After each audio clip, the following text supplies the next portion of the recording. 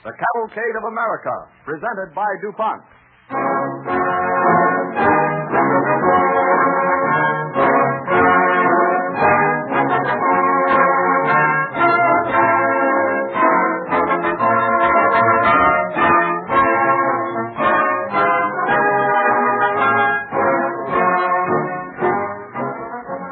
This evening, the Cavalcade of America brings you the story of Peter Cooper, industrialist, philanthropist, and educator.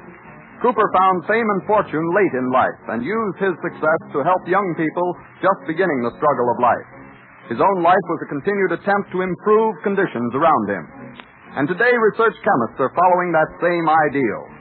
In research laboratories such as those maintained by DuPont, experiments are constantly being carried on to bring more comforts and conveniences into our daily lives. The significance of this work is aptly summed up in the DuPont pledge: better things for better living through chemistry.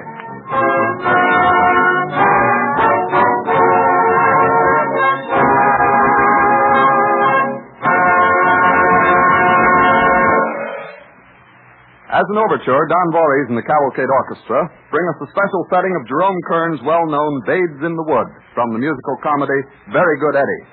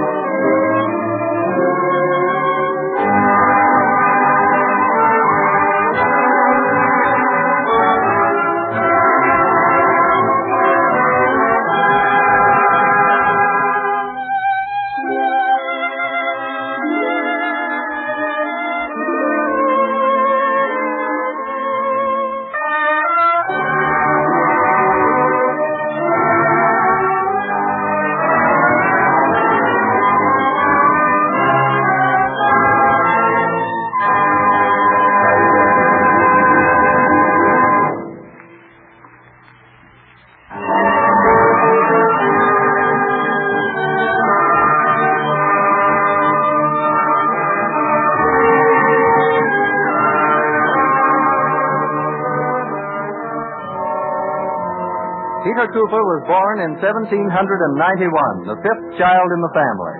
In those trying early years of our nation, the boy helped his hard-working father, who was successively a hatter, brewer, storekeeper, and brickmaker. Of actual schooling, Peter Cooper had little, yet he pressed onward, making his way in life, first as apprentice to a coachmaker, and finally as proprietor of a small grocery store in New York City. In his 36th year, we find Peter Cooper in his grocery store, waiting on a woman customer. Yeah, there's your order, Mrs. Van Slyke. Is that all? Yes, Mr. Cooper, that's all. Oh, by the way, what's this I hear about you buying some more property? Yes, I bought 3 lots last week. Well, apparently you saved your money, Mr. Cooper. Yes, and now let me see. The bill adds up $4.83. And there's your statement. $4.83. Carrots, potatoes. Well, you seem to have your own methods of spelling, Mr. Cooper. Well, I never learned to spell. Weren't any good schools around where I come from. Anyway, I was too busy to go to them. My ignorance always has troubled me. Oh, I didn't mean to laugh. I'm sorry. Well, I think folks need to be educated. When I was young, I used to putter along with inventions, mechanical things. I had talent in my hands, but never trained to use it. Now I've drifted into storekeeping. So I honestly think I'd be better at something else. Yes, most men seem to think they're in the wrong business nowadays. Well, here's your money. Thanks. I don't think you understand what I mean about education, Mrs. Van Slyke. For instance, you asked me about those lots I bought. Yes? I feel my lack of education so much that someday I'm going to build a school on those lots. A school? For yourself, Mr. Cooper? For young people without opportunity, or older men like myself who still need to learn, or... Oh, my goodness. Well, I ought not to laugh, but... Well, I'm ashamed of you, Mr. Cooper. I always thought you to be a sensible man. And now I find you with daydreams like a 10-year-old. I don't think any man's too old to plan for the future. Well, I do. Why, you're at least... Well, I won't guess at your age. But I know you're a married man and the father of a family.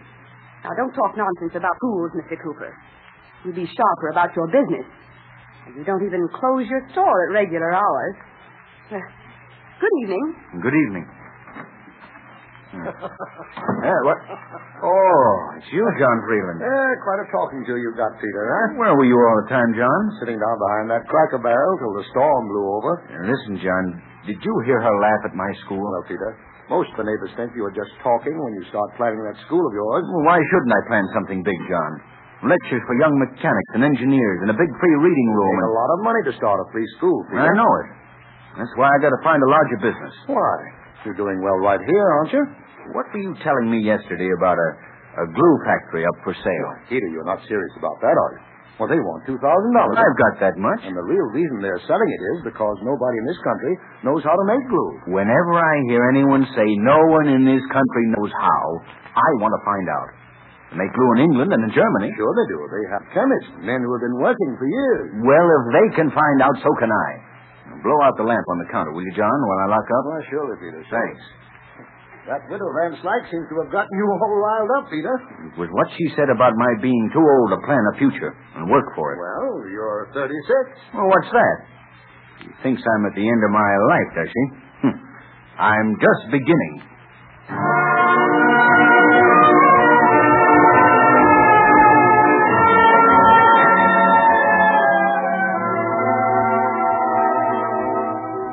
In 1827, the story of American invention had scarcely begun.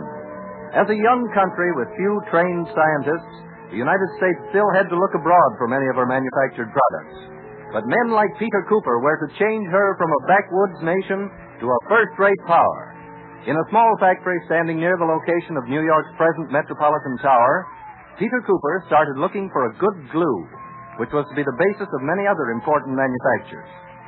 As he had no scientific training, it took many months before he mastered the technique of research. In the fall of 1829, 2 years later, Peter Cooper welcomes his wife to his laboratory. I suppose a glue factory has to smell like this, Peter. I'm afraid it does, Sarah.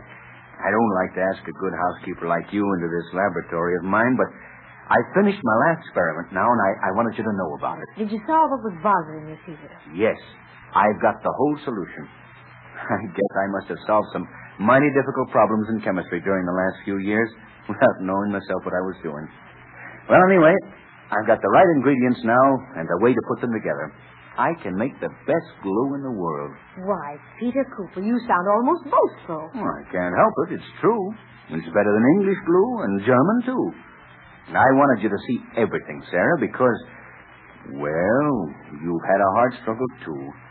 But there's plenty of comfort for you and the children in these little jars. American glue that sticks. Well, you won't have to mind anymore when folks laugh at you, Peter. Oh, I never minded. I realized the neighbors thought a grocery man had no business making glue. And I never cared when other businessmen laughed because I had to be my own janitor and chemist and salesman and bill collector all in one. I'm used to being a plain man, Sarah, and I had to keep to my natural ways. Don't you ever change, Peter. Sarah, there's something else I want to show you here in the laboratory. Peter, you have a new plan. I was sure from the beginning that you didn't ask me here just to look at that glue. Well, no. I wanted you to see this model over here. What is it? The beginning of a steam locomotive. A steam locomotive? Mm-hmm. I thought out a way to put power to the wheels without using a crank like the English do. Well, what good is that? Well, American railroads have to have locomotives. You see, English engines are built for level ground and can't turn sharp curves our landscape calls for. Well, look at the Baltimore and Ohio. Oh. Tracks partly laid, but nothing satisfactory to run on them I yet. knew there was something in your mind when you were talking about the Baltimore and Ohio at supper the other night. So now you want to quit the glue business and begin with railroads, do you? Well, I wouldn't quit the business, Sarah. Other men can help me run it while I experiment. I have a gift for tinkering, I think. I tinkered with glue till I got it. Well, glue and locomotives are different. Sarah, I know I can build one. Well, if you're so sure, I suppose you can. Sarah, the only difficulty is that if I branch out into another business, like perhaps iron for the new railroads, I'd risk what we've got now. Peter, you know I was always willing to get up early every morning so I'd have time to bake bread for the grocery store. My goodness, if you can take a chance making a locomotive, I can take a chance on going back to my oven. I'll do all I can to keep you from that, Sarah. I'm going to take my locomotive down to Baltimore the first chance I get. And if I'm lucky, I'm going to have something to do with this country's future.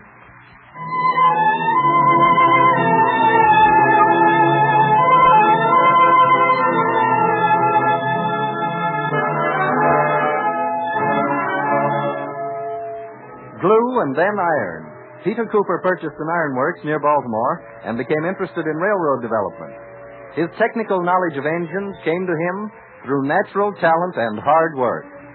On a day in October 1829, we find Peter Cooper waiting anxiously beside the newly laid rails of the Baltimore and Ohio Railroad near Montclair, Maryland. The directors of the railroad have assembled to test the tiny locomotive that Peter Cooper and his assistant are making ready. Am I getting enough steam up, Mr. Cooper? There's an awful load to carry. Only 36 in the carriage and fixing the engine with me. Heavens to Betsy, I'd better blow the fire somewhere, huh? Yeah, I wish I could ride on the engine to help you, Mr. Cooper. Thanks, Sam, but I'm afraid I'm the only person who would know what to do if anything went wrong. Yes, sir. Oh, here's some more nosy folks coming to look at your invention. The engine's here for that very reason, Sam. So the railroad directors can look at it. Well, I don't like to look some of them make towards you, sir. Oh, And here's what'll try to pull us to Ellicott Mills, gentlemen. Mr. Cooper, what do you call this monstrous engine of yours? Why, I call it Tom Thumb. Very appropriate. You must realize, gentlemen, that this is only a small model of what an American-built engine should be like. Tell me, what are those vertical tubes to the boiler, Mr. Cooper? They look familiar.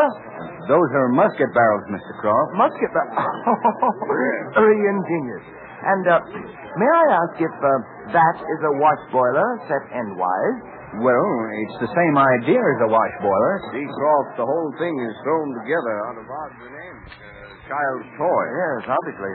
And the Baltimore and Ohio may be in dire straits from engine problems, but it doesn't seem to me like any solution. I doubt if it moves an inch. But, gentlemen, the size doesn't matter.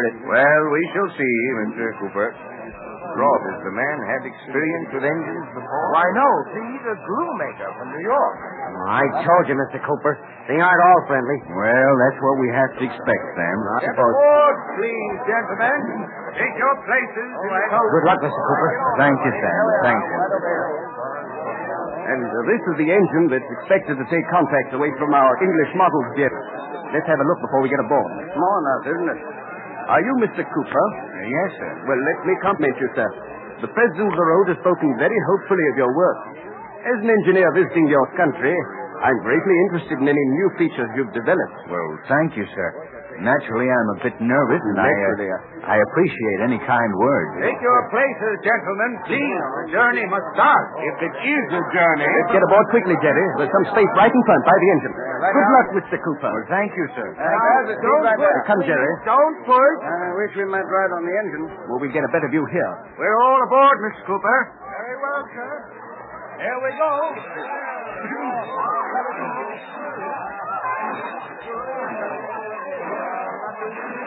By Jove, we're moving. Why, we're gaining speed. Yes, we're going up this grade as fast as horses could take us. Faster, I think. No jolting either. That's the advantage of a railroad, Jerry. Why, what are you doing with pencil and paper? Taking notes on Mr. Cooper's engine? No, I'm proving to myself that you can ride going as fast as we are. Ah, well, the test of writing is in the reading, gentlemen. May I see if I can read what you've written? Certainly, sir. Thank you. If we reach Ellicott Mills, Peter Cooper may be a famous man. You should change that may to will be, sir.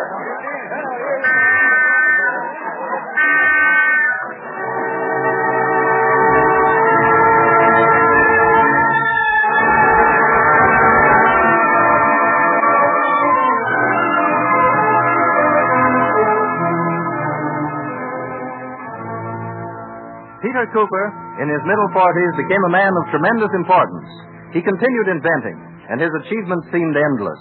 Improvements in steam boilers, in grinding marble and metal substances, in salt making, in methods for hauling boats on the Erie Canal, in dozens of other mechanical processes that were building the new America.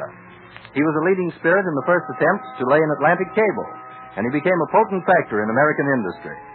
But in the back of his mind was always the ambition to found a great school, which would give to American youth the scientific and technical training he had been unable to get. He began erecting a building in New York City, which was to be called the Union of Science and Art. But a great obstacle lay ahead.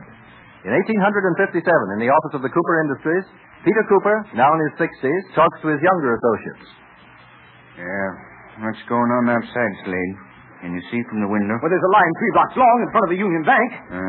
Well, if this goes on, the banks will suspend specie payments. This is the most frightful panic the country has ever known, Mr. Cooper. The United States is done for. I don't know about that, Mr. Spence. Country is like a man.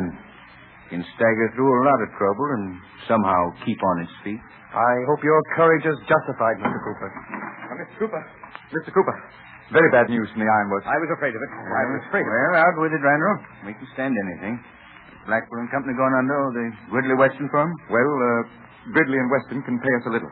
But Blackwell and Company have failed. I knew it. What can we do about it, Mr. Cooper? Well, some of the firms are shutting down when they're still solvent. I don't think scuttling the ship is the way to weather a storm. Well, there wouldn't be many to blame you, sir, in this crisis. The man whose blame I wouldn't want to face is myself, Peter Cooper. This is no time for a businessman to behave like a coward or a scoundrel. You're at an age, sir, when it would be natural to retire. Listen to me, all of you. I'll retire when I die. All my life, men have been saying to me I was at an age when... There is no age when a sensible man stops acting with gumption. But if everyone has lost confidence... We must help restore it. And take this message to our superintendents, Randall. This plant and the ironworks remain at the service of the country, open. Yes, sir. And if there's no business for me to do these days, I'll spend all my time planning my Institute of Arts and Sciences. You're not going on with that, Mr. Cooper. Well, the building's nearly finished, thank heaven. My Institute for Science may be the last building ever erected in New York, but it's going to go up as I planned.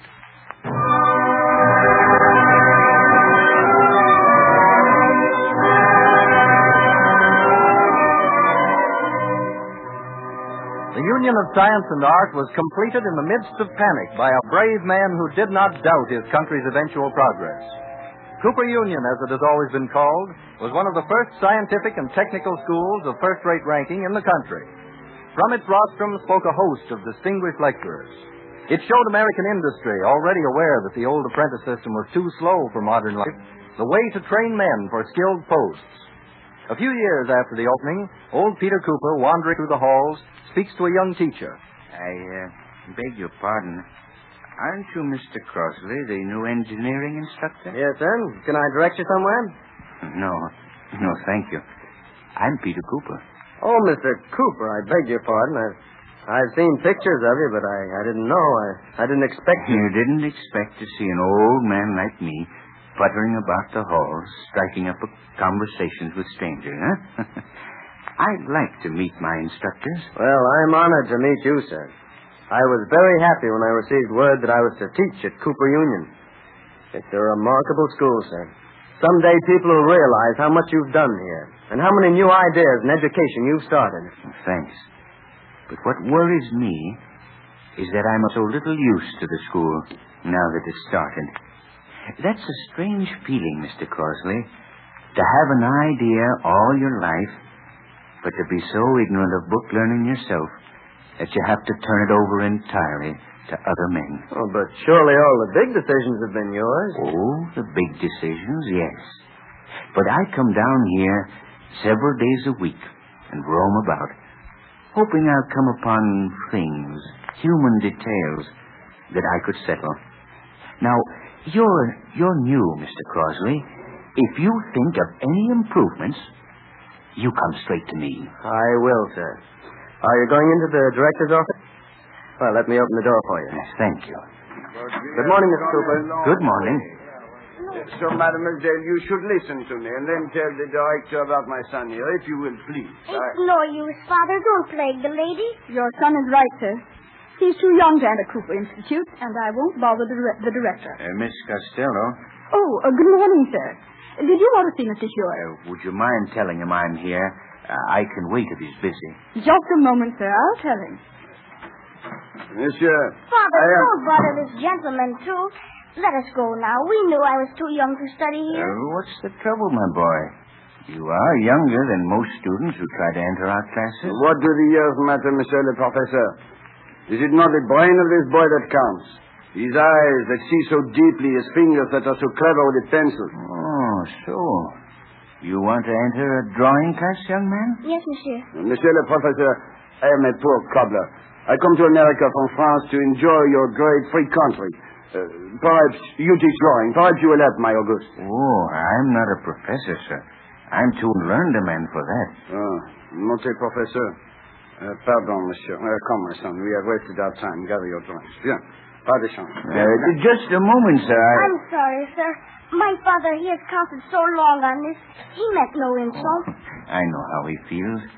I've had children, too, and worried about the future.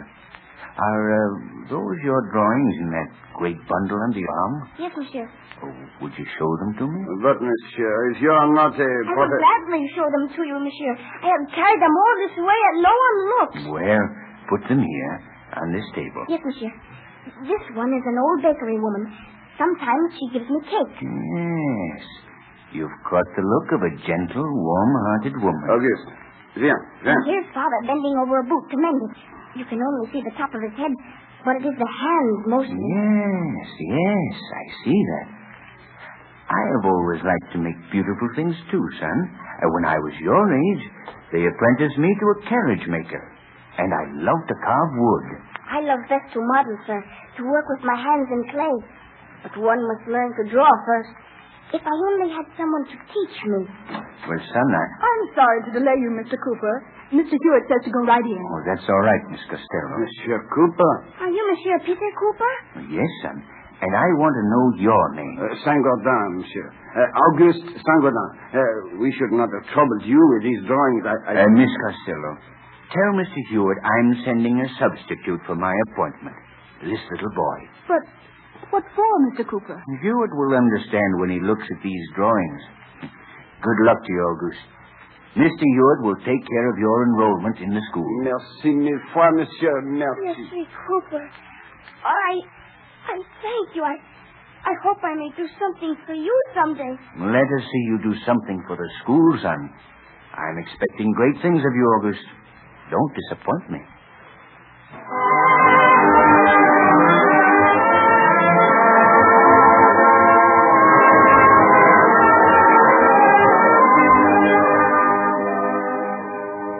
Auguste Saint-Gaudin became the distinguished American sculptor Augustus St. Gaudens His statue of Peter Cooper, the grocery dealer and untrained scientist who was to provide training for thousands of others, stands today before the modern Cooper Union in New York City. As educator, inventor, industrialist, and above all, as an example of the spirit that helped make our country great, Peter Cooper, man who refused to let age defeat his plans, holds a place of great honor in the Cavalcade of America.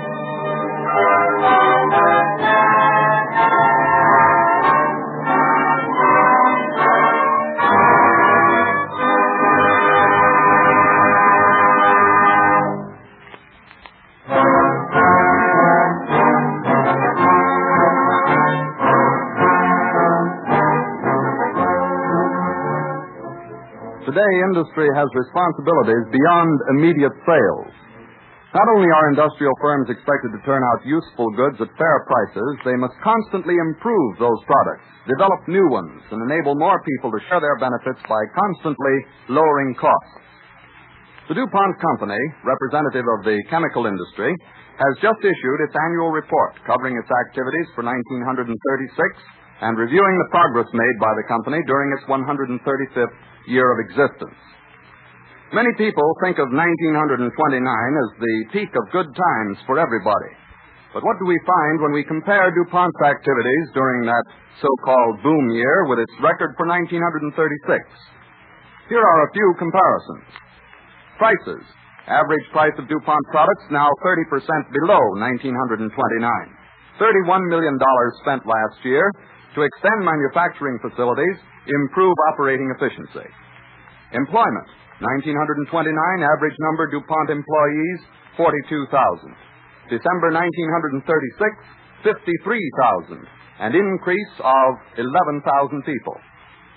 Wages and working conditions. Since 1929, 5-day week inaugurated in all DuPont plants and offices.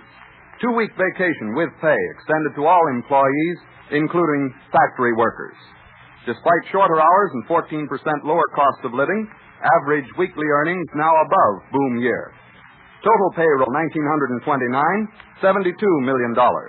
December 1936 rate, $94 million yearly. Perhaps you or members of your family would be interested in reading more about this record for 1936. Additional information on these phases of the DuPont Company's activities will appear in an article scheduled for publication in the March issue of the DuPont magazine, which is issued to business firms each month. We've had this article printed in folder form. You may have one of these advance copies by writing DuPont, Wilmington, Delaware. Please ask for the article entitled Better Things for Better Living, and kindly write your name and address legibly. Remember, mail your letter or card to DuPont, Wilmington, Delaware, and simply say, "Send me the article, Better Things for Better Living."